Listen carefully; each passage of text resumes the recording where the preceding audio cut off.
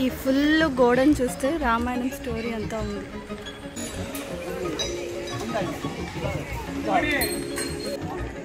అది లైటింగ్ కొడతా డింపు ఇట్లా చూడు.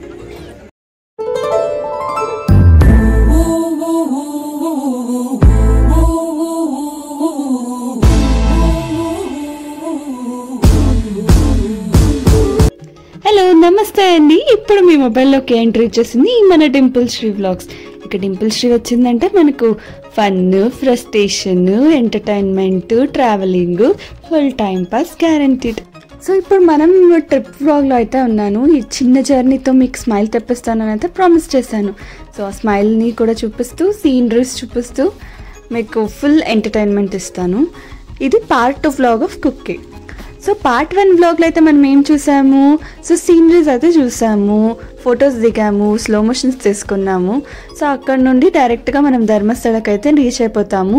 రీచ్ అయ్యే దారి అయితే సూపర్గా ఉందండి. ఎక్కడ చూసినా నేత్రావతి నది ఇవన్నీ కూడా చూడండి, భలే భలేగా ఉంటుంది. అసలు సీరియస్గా చెప్తున్నానండి, నాకు దేవస్థానాలు వెళ్ళినాగా అయితే ఉనిలేదు, మా ఎంజాయ్ చేయడానికి వెళ్ళినట్టు అయితే ఉనింది ట్రిప్స్ని. నేత్రావతి నది కదమ్మా. మాకు ఎలా ఉన్నిందంటే ఈ నేత్రావతి నది మీద వెళ్తున్నప్పుడు చాలా ప్లేసెస్లో అయితే వచ్చింది నేత్రావతి నది. ఇక్కడ నుండి స్టార్ట్ అవుతుంది, ఫుల్ 5 minutesకి గ్యాప్లో వస్తూనే ఉన్నింది నేత్రావతి నది. అది ఇలాంటి బ్రిడ్జెస్లోనే వచ్చింది. సో వర్షం ఆగినప్పుడు దిగి ఫొటోస్ తీసుకున్నాం. అలా ఉన్నింది మా జర్నీ.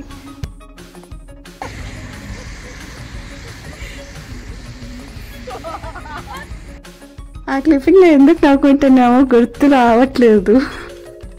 గైస్ నేచర్ చూడండి ఎలా ఉంది. ఇక్కడ అన్ని చుట్టుపక్కల చెట్ల మధ్యలో నీళ్ళు ఉంది చూడండి. అటువైపు చూడండి అసలు ఎలా ఉంది, అడవి, మొత్తం అడవి.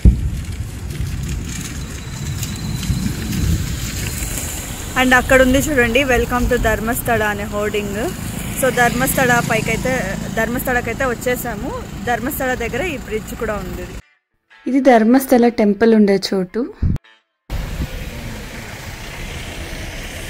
లాడ్జెస్ ఇవన్నీ టెంపుల్ స్టేస్ అంట. సో ఇక్కడ ఏంటంటే 1 రూపీ కూడా ఇవ్వాల్సిన అవసరం లేదు. సో అవన్నీ ఫ్రీ రూమ్స్ అంట. నాకు తెలిసి ఏదైనా బుకింగ్ ఉంటుంది ఇక్కడ, ముందుగా బుక్ చేసుకోవాలనుకుంటా. మేము దర్శనానికి వెళ్ళే టైంలో కూడా చినుకులు పడుతూనే ఉంది, సన్నగా పడుతూనే ఉంది.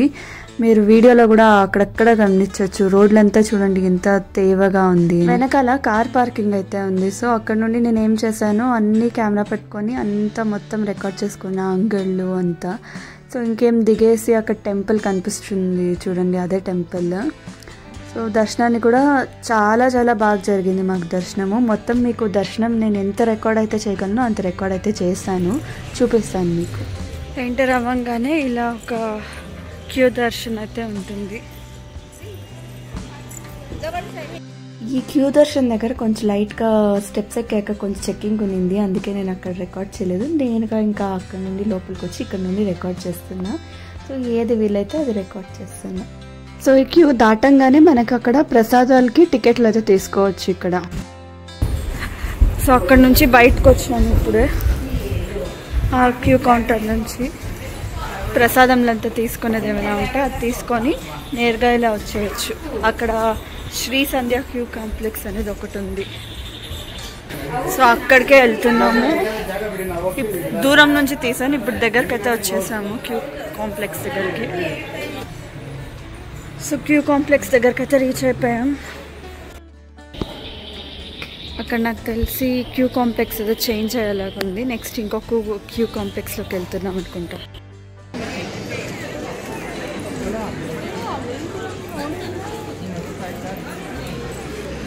అక్కడ దర్శనం ఎంట్రీకి వెళ్ళాము. సో అక్కడ నుంచి ఇక్కడ దాకా వచ్చాము బయటికి. ఆ క్యూ లైన్లో కూడా వచ్చి ఇక్కడ ఎంట్రీ చేశాను చూడండి, అక్కడ వెళ్తున్నారు జనాలు. సో అక్కడికి ఎంట్రీ వెళ్ళి ఇక్కడ ఎగ్జిట్ అయ్యాం. అటు నుంచి లోపల చుట్టేసుకొని ఇటువైపు వచ్చి అక్కడికి వెళ్ళి క్యూలో ఇటు బయట వచ్చాం. ధర్మస్థలలో ఒక జైన దంపతులు ఉన్నారు. వాళ్ళ కళ్ళలోకి ధర్మదేవతలు వచ్చి ఇలా ఒక టెంపుల్ కట్టమని చెప్పారు. సో అందుకని ఈ ధర్మస్థల అనేది అయితే పుట్టింది. అండ్ మనం శ్రీ మంజునాథ స్టోరీలో చూసుకుంటే కదా అక్కడ కూడా ధర్మస్థల టెంపుల్ చాలా ప్లేసెస్లో యూజ్ చేశారు. ఇది దీని బ్యాక్ హిస్టరీ. టెంపుల్ ఎదురులో ఏనుగులు ఉంటే చూపిస్తున్నా. ధర్మస్థల సైడ్ మడికేరి ఇదంతా చాలా ఫ్లడ్స్ వేరే అయింది మేము వెళ్ళేకి ఒక 1 వీక్ ముందు. సో అందుకనే ఏమో జనాలు చాలా తక్కువగా ఉన్నారు. అందరూ భయపడి రాకుండా ఉండిపోయారేమో.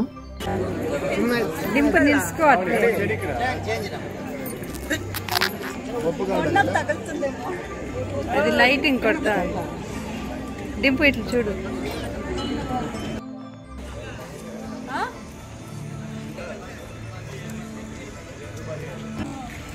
దర్శనం అయితే చాలా బాగా జరిగింది. మీకు ధర్మస్థల స్టోరీ ఏంటి అనేది చెప్తాను, నేనే బ్లాగ్లో ఎక్స్ప్లెయిన్ చేస్తాను. సో చాలా బాగా జరిగింది దర్శనం అయితే. వర్షం వల్ల జనాలు చాలా తక్కువ వచ్చినారు. లేదంటే ఇక్కడ కూడా తిరుపతి లాగే క్యూ కాంప్లెక్స్ అవన్నీ చూపించారు కదా మీకు వెళ్తూ. సో అక్కడ చాలామంది ఉంటారు. సో అట్లా ఉంటుంది దర్శనం ఇక్కడ. ఈరోజు మాకు ఫ్రీగా నాకు తెలిసి 15 to 20 minutes అంతే కదా, అంత లోపల దర్శనం అయితే అయిపోయి మేము బయటకు కూడా వచ్చేసినాం. అంత ఫాస్ట్గా అయితే అయిపోయింది దర్శనం. సో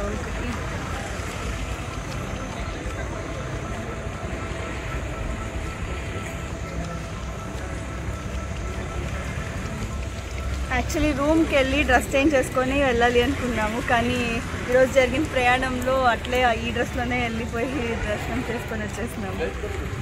సో శారీ కట్టుకొని పద్ధతిగా వెళ్ళాలనుకున్నాము కానీ కుదరలేదు.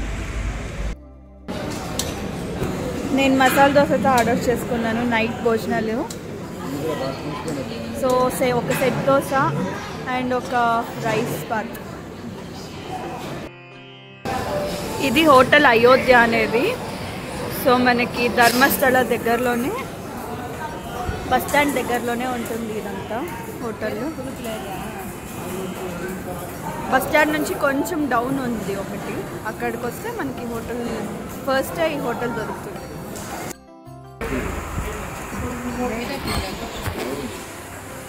మా నీరు దోశ ఎట్లుంది? ఇక్కడ కర్ణాటకలో నీరు దోశ ఫేమస్ కాబట్టి మేమున్న చోట నీరు దోశ ఉండింది. మంగళూరు బన్న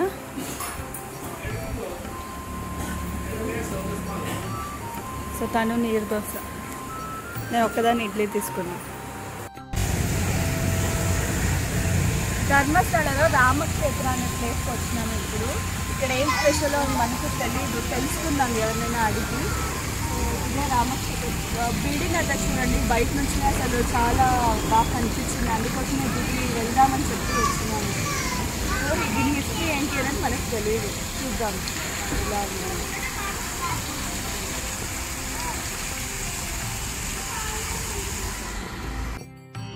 మాకు కూడా ఇది ఎందుకు ధర్మస్థలలో ఉంది అనేది అయితే మాకు తెలీదు. చూడటానికి కొత్త టెంపుల్ లాగానే ఉంది. హిస్టరీ అయితే లైక్ మాకు తెలీదు. పాలరాతి విగ్రహాలు అయితే ఉంది లోపల, రికార్డింగ్స్ తక్కువే ఉంది. మనకు పాతకాలంలో నీళ్లు కడుక్కొని వెళ్తుంటాం కదా ఇంటికి, అలా గుడిలో కూడా ఇట్లా పెడతారు కాలు కడుక్కొని. సో అలా ఇక్కడ నీళ్ళు ఉంది, ఎంట్రీలోనే నీళ్ళు, స్టెప్స్. ఊరికే నుంచి లైట్గా తీసి మొబైల్లో రికార్డింగ్స్ నాట్ అలౌడ్ ఉంది. అది ఎలాగో తీసాను నేను. ఇది ఈ క్లిప్పింగ్ వరకు అయితే తీసాను. టెంపుల్ నుంచి అయితే బయటకు వచ్చేసాము. సో టెంపుల్ సైడ్ వ్యూ చూడండి ఎంత బాగుందో. అసలు స్టోరీ ఏమి అనేది నాకు తెలియలేదు, కానీ ఒక క్షేత్రం లాగా ఇస్కాన్ లాగా కట్టున్నారు పాలరాతి విగ్రహాలు. పార్కింగ్ ఇక్కడే. సో అది ఎంట్రీ. సో అటువైపు నుంచి అట్లా వచ్చి పార్కింగ్ అక్కడ పెట్టాలి. ఇక్కడ మనకి ఈ ఫుల్ గోడను చూస్తే రామాయణం స్టోరీ అంతా ఉంది.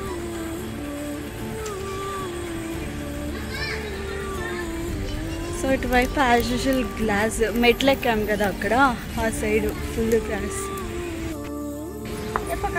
ఎక్కడికి వెళ్ళినా వాళ్ళు సపరేట్ ఫోటోషూట్, మాది సపరేట్ ఫోటోషూట్.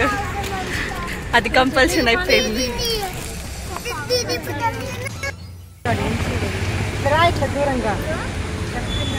అక్కడ కారు నిలబెట్టాము. సో అక్కడ నుంచి ఇక్కడ నేత్రావతి నదికి అయితే వచ్చినాము.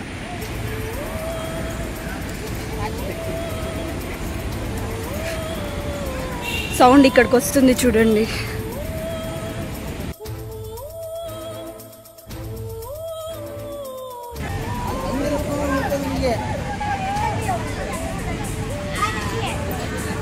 చేంజింగ్ రూమ్స్ కూడా ఇక్కడే ఉందంట. అక్కడ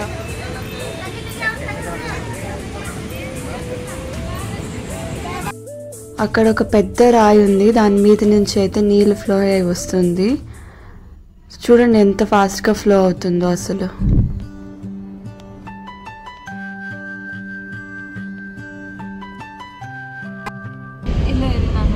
నైట్ వచ్చాము కదా ధర్మస్థలకి. సో అందుకే ఎక్కువ రికార్డ్ చేసే కుదరలేదు. సో ఇట్లే ఉంటుంది రోడ్లన్నీ. ఎక్కడికి వెళ్ళినా ఇట్లా గ్రీనరీ ఉంటుంది. పెద్ద పెద్ద చెట్లు.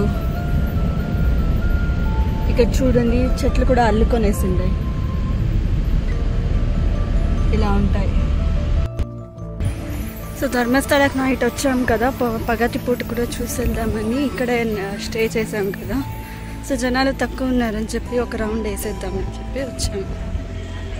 సో ఇక్కడ క్యూ దర్శనం అండ్ అది టెంపుల్. ఈ క్యూలో నుంచి వెళ్ళి లోపల కాంప్లెక్స్లో అంతా ఉంటుంది. అట్ల వైపు నుంచి గుడికి ఆ పక్క నుంచి టర్న్ అయ్యి గుడిలోకి వెళ్తాం. క్యూ లైన్ అదైతే ఇక్కడ చెప్పల్ స్టాండ్ కూడా ఉంటుంది మనకి.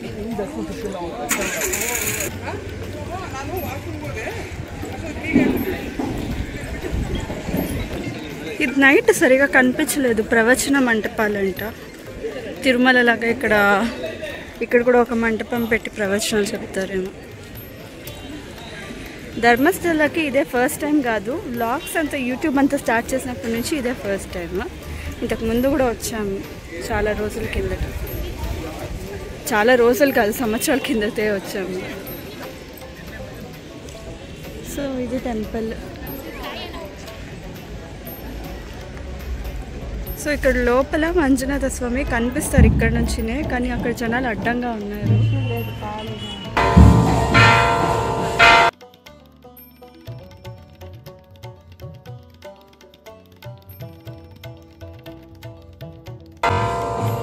హారతి అయితే జరుగుతుంది.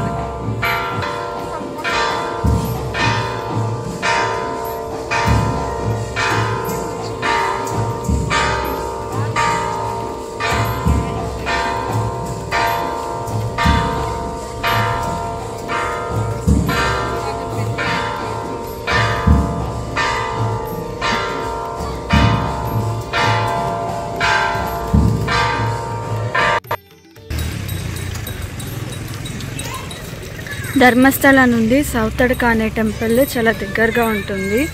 సో మేము ధర్మస్థల చూసాం కాబట్టి ఇక్కడ సౌతడక కూడా వచ్చాం. చూడండి అక్కడ చెట్టు, ఒక గుడి అయితే కనిపిస్తుంది. ఇక్కడ స్పెషాలిటీ ఏంటంటే ఇక్కడ వినాయకుడికి టెంపుల్ లేదు. సో మనం బయట నుంచి కూడా చూడొచ్చు. ఒక 500 మీటర్స్ నుండి మనకు క్లీన్గా కనిపిస్తుంది బయటకే. సో ఎందుకు ఇలా ఈ టెంపుల్ లేకుండా బహిరంగంగా ఉంది అనేది మీకు చెప్తాను నేను. ఇక్కడ ప్రసాద కౌంటర్ కూడా ఉంది. ఇక్కడ దేవుడు ప్రసాదం.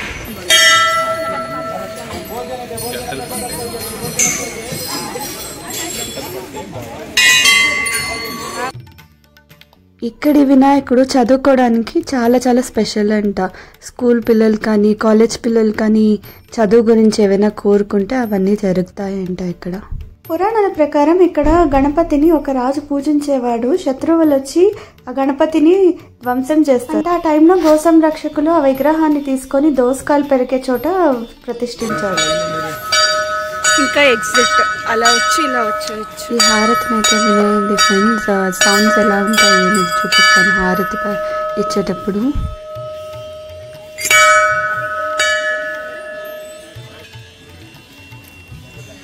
యూజువల్లీ కన్నడలో సౌతకాయ అంటే దోసకాయ అని, అండ్ తడక అంటే ప్లేస్ అనే మైదానం అనే అర్థంలో వస్తుంది. అందుకే సౌత్ తడక అంటే సౌతకాయలు పెరిగే ప్రదేశం అనే అర్థంతో సౌత్ తడక అనే ఈ ప్లేస్ చాలా చాలా ఫేమస్ అయింది. సో టెంపుల్ ఆఫీస్ అండి ఇదంతా, సేవా కౌంటరు ఇవంతా ఉంటుంది. స్టార్టింగ్లోనే గేట్ ఎంట్రీ ఇవ్వగానే లెఫ్ట్ సైడే మనకు వచ్చేస్తుంది. సో స్ట్రైట్గా అయితే మనకు దేవుడు కనిపించేస్తాడు, లెఫ్ట్ సైడ్ ఇవన్నీ ఉంటాయి. ఇక మేమైతే కుక్కే సుబ్రహ్మణ్యకి రీచ్ అయిపోయినాము. చూపిస్తాం ఎలా ఉంది ఏంటి అని ఆ ప్లేస్. అర్లీగానే అయితే మేము రీచ్ అయిపోయినాము మధ్యాహ్నం 2 o'clock అంతా. సో కాసేపు రెస్ట్ తీసుకొని తర్వాత సెట్ దోస్ తీసుకున్నాను నేను నైట్. ఈరోజు సెకండ్. సో నైట్ అయిపోయింది ఆల్మోస్ట్. రేపు మనకు ఫుడ్ స్టార్ట్ అయిపోతుంది. సో అమ్మ నాన్న ఇప్పుడు చపాతీలు తీసుకున్నారు అండ్ తిను ఇడ్లీ. గైస్ నేనైతే ఇన్స్టాగ్రామ్ ఛానల్ లాగా వాట్సాప్ ఛానల్ క్రియేట్ చేశాను. దాని లింక్ అయితే మీకు కింద డిస్క్రిప్షన్లో పెడతాను. సో అందరూ జాయిన్ అయిపోండి, అక్కడ కూడా మీకు అప్డేట్స్ అయితే ఫాస్ట్గా వచ్చాయి. సో గైస్ మీకు నచ్చితే ఈ వీడియోని లైక్ చేయండి, షేర్ చేయండి, కామెంట్ చేయండి. ప్లీజ్ సబ్స్క్రైబ్ చేసుకోవడం మర్చిపోకండి.